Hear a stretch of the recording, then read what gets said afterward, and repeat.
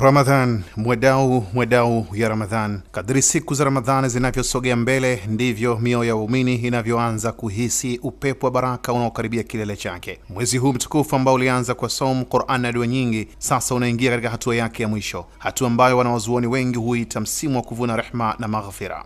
Ndani ya siku hizi za mwisho 10 kuna siri kubwa ambayo Waislamu duniani kote huwinda kwa shauku na matumaini. Ni usiku unaoitwa Lailatul Qadri, usiku ambao ibada yake ni bora kuliko ibada ya miezi 1000.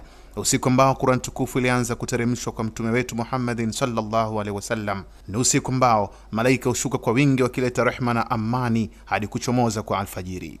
Ndio maana 10 hili la mwisho la Ramadhani halifanani na siku nyingine za mwezi huu. Hapa ndipo misikiti hujaa zaidi, dua huongezeka na sauti za Qur'ani husikika kwa wingi katika nyumba na misikiti. Waislamu wengi huongeza juhudi zao katika ibada, wakiswali usiku, wakisoma Qur'an, na wengine hata huingia katika ibada ya itikafu, kujitenga msikitini kwa ajili ya kumwabudu Mwenyezi Mungu.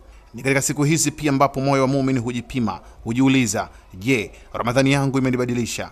Je, nimekaribia zaidi kwa Mola wangu? Je, nitamaliza mwezi huu nikiwa bora kuliko nilivyoanza? Wanazuoni wanasema anayehangaika katika 10 hili la mwisho ndiye anayepata hazina ya Ramadhani. Je, mimi na wewe tumejiandaje?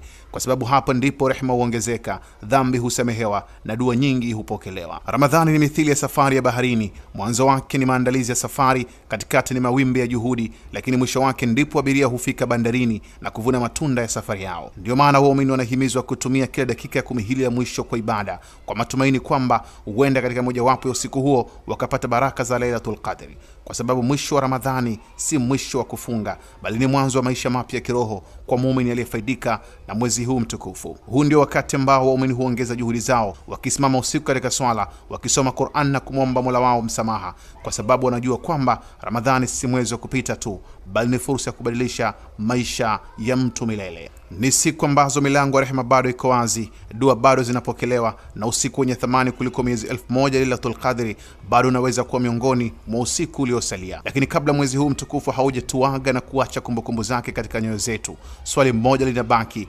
likigonga nafsi zetu. Je, Ramadhani hii itaondoka huku ikiwa imebadilisha maisha yetu na kutusogeza karibu zaidi kwa Mwenyezi Mungu, au itaondoka kama miezi mingine iliyopita bila kuacha alama yoyote katika mioyo yetu? Swali ni kwako.